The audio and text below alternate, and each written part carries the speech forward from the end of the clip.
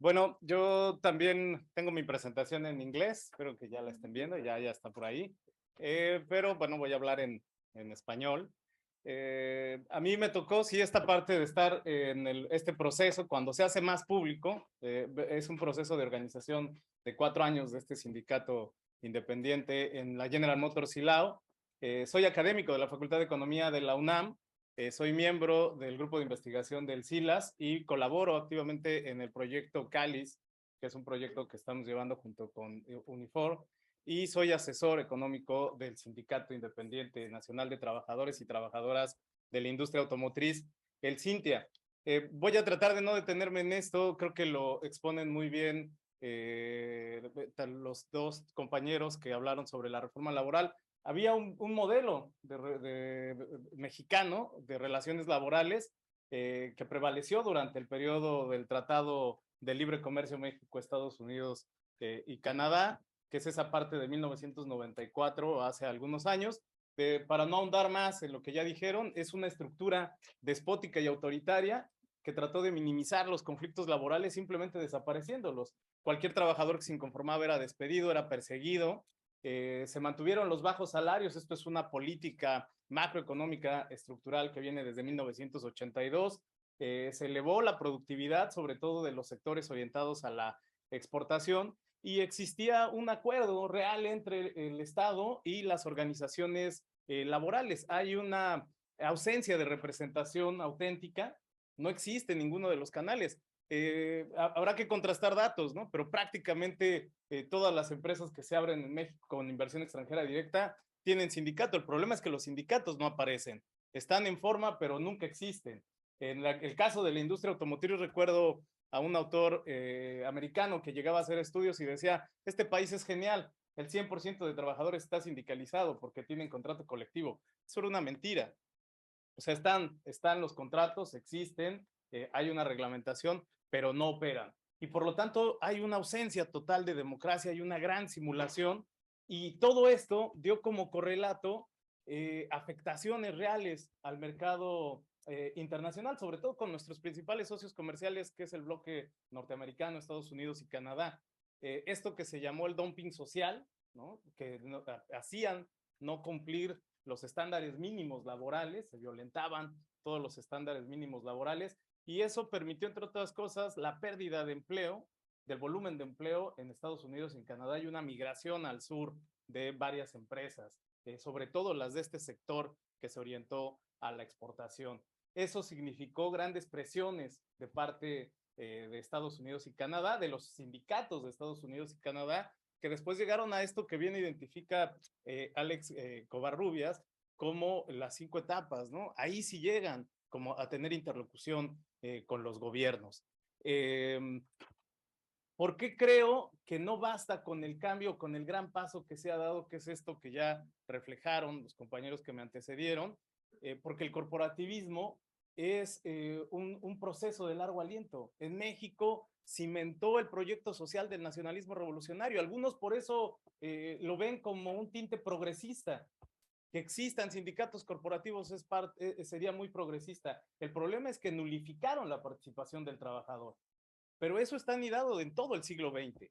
Eso consolidó a la CTM y a los sindicatos de simulación, como el Congreso del Trabajo, en una alianza con el Estado y con los propios empresarios.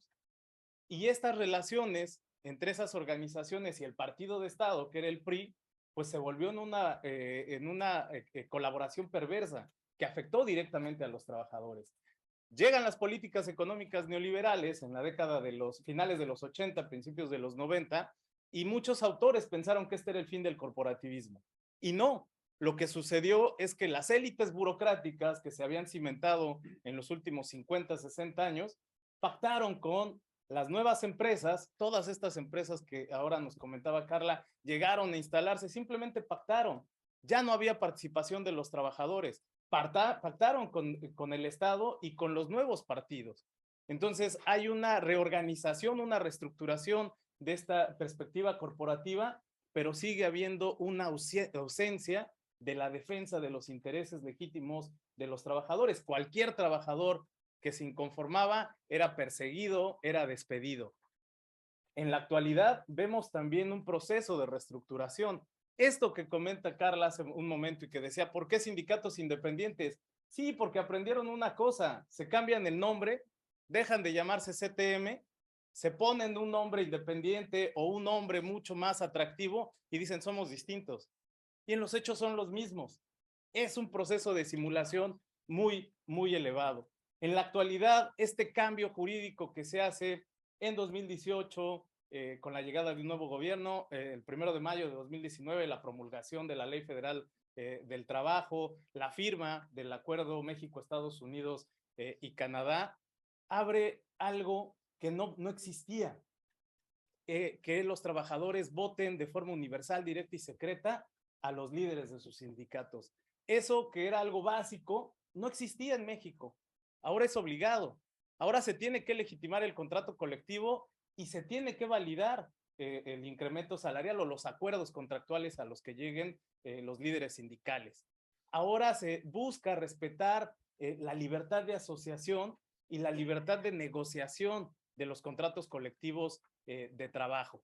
En ese sentido, pues hay una sustitución, como bien mencionaban, de lo que, de todo el elemento, todos los elementos institucionales que supervisaban este proceso. Se crea este Centro Federal de Registro Laboral y Conciliación y se abren espacios de sanciones a quien lo incumplan. En gran medida en General Motors, pues este tema de abrir un panel y una discusión internacional, pues fue derivado de esas denuncias a nivel internacional. Entonces, hay muchísimas luchas que se generaron en el pasado que dieron como resultado esto. Hubo ese canal de comunicación en escenarios internacionales y eso creo que fue benéfico. ¿En dónde estamos? A mí me llama mucho esto la atención. Hay tres actores principales: el gobierno, los sindicatos y los trabajadores. ¿Cuáles son los principales problemas de estos tres actores principales? El sindicalismo corporativo, la CTM, nunca entendió, es más, no quiere el espíritu de la reforma laboral, que es empoderar al trabajador. Es más, hay un proceso de boicot, hay un proceso de simulación. Tenemos registrados empresas en donde hay 5,000 trabajadores y legitiman el contrato colectivo con 70 trabajadores. Y todavía tienen la desfachatez, la poca vergüenza de que de esos 78 que votaron, 72 votan a favor, 4 en contra y 2 se abstienen. Es un proceso de simulación, ¿no? Intimidan a los trabajadores, les dicen vas a perder todos tus derechos, no puedes votar en contra de este contrato colectivo, y el trabajador vota con ese miedo, ¿no?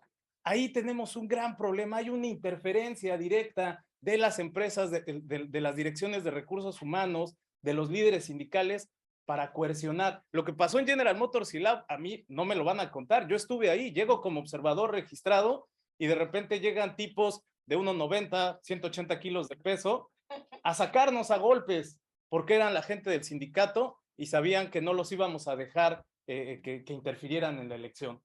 Nos sacaron a golpes y empezamos a hacer la denuncia. Y en ese momento es cuando se hace la denuncia pública y se conoce el fenómeno, pero había un proceso de organización de más de 4 años. Decenas de compañeros despedidos. Y entonces todo el mundo voltea y dice, está pasando algo ahí. Claro, lo teníamos que denunciar porque después llegaron 2 camionetas con personas arriba a tomarnos fotos en una franca intimidación. Y eso lo hacían con nosotros. Yo que era académico, llamé a mi universidad, llamé a los compañeros del SILAS para informar lo que estaba sucediendo. Cualquier otro trabajador lo hubieran desaparecido. Ahora comento un caso que está sucediendo en la actualidad. ¿Qué es lo que pasa con los sindicatos verdaderamente independientes? Volkswagen, Nissan, Audi, que no tienen confianza en sus modelos de representación, no han logrado romper esa camisa de fuerza que les tejió el corporativismo de los años 70 y 80. No van a disputarle este control a la CTM, no tienen organizadores, no tienen esa vocación. Ese es un gran problema. Hay pequeñas excepciones, como el caso de General Motors y Lao, que hoy empieza a llevar su modelo hacia otros lugares para llamar a los trabajadores a organizarse. Pero no hay una disputa con el viejo modelo de lo que podría ser el sindicalismo independiente. En el caso del gobierno es muy distinto, porque hay problemas en el diseño institucional. No se puede suponer que con el número de inspectores que tienen van a abarcar el conjunto de contratos colectivos para supervisar que se pueda llevar a cabo de una forma adecuada. Han incurrido en observar las lógicas formales y no los procesos reales. Es decir, que pongan la urna, que les entreguen el contrato colectivo, pero el contrato colectivo se lo entregan un día antes. Y llegan y preguntan, ¿tienes el contrato colectivo? Sí, me lo entregaron ayer, ¿lo leíste? No, no pude. Son aspectos formales, están contribuyendo a un proceso de simulación y no tiene claro o no deja claro a los trabajadores la diferencia entre una legitimación de contrato colectivo y una validación de negociación contractual. El gobierno tiene una parte de responsabilidad y lo debe corregir para llevar a buen puerto la reforma. En el caso de los trabajadores, pues hay un desconocimiento de sus derechos laborales elementales. Hay muy poca experiencia. Nuevamente, el caso de Silao es evidente. Trabajadores que llevan muy poco tiempo, muy poca experiencia para conducir una empresa de ese tipo, que es un sindicato independiente. Y el otro gran factor es que tienen muchas expectativas.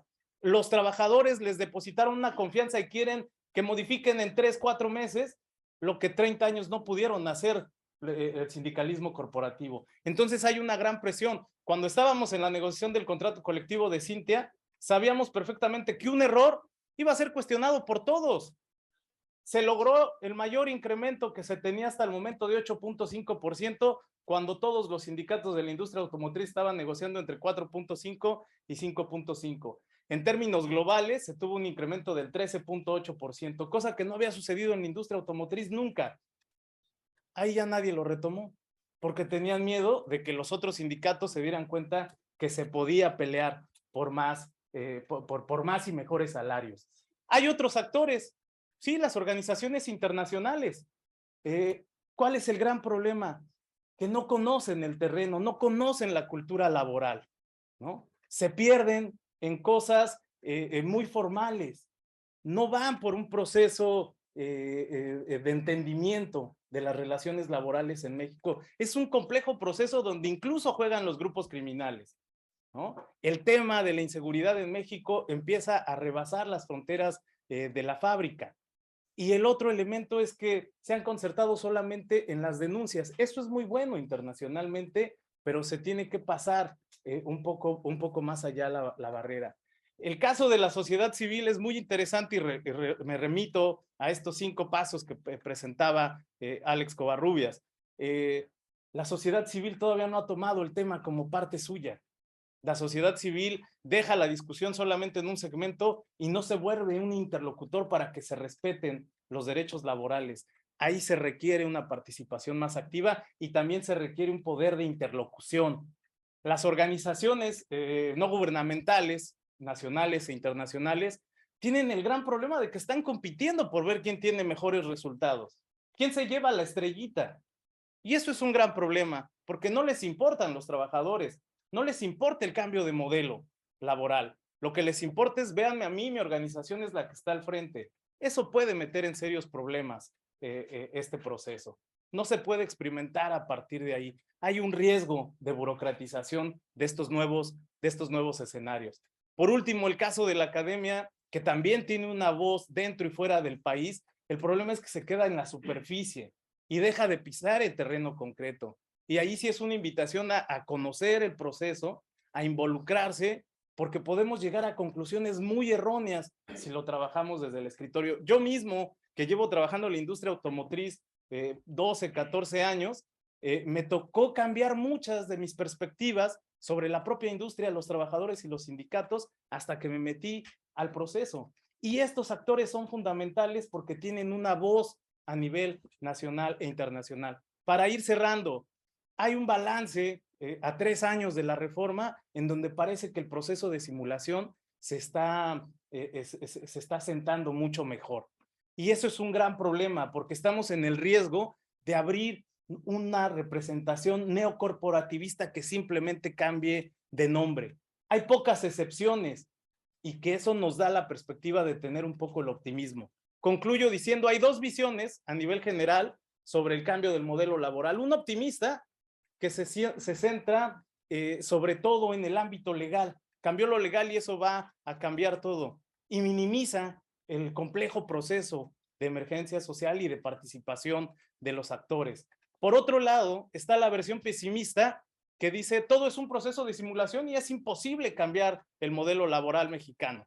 Ahí minimizan los grandes avances que tiene este modelo, el capítulo laboral del Tratado México-Estados Unidos y Canadá, la reforma a la Ley Federal del Trabajo. Y también tienen poca conexión con los grupos de trabajadores que son los protagonistas o deben ser los protagonistas de este cambio. La tercera visión, que es la visión que ostentamos nosotros, un optimismo informado, en donde creemos que hay grandes avances que hay que aprovecharlos y hay que aprovecharlos para llevar adelante este proceso de reforma y que cambie de fondo el modelo laboral mexicano, ¿no? Muchas gracias.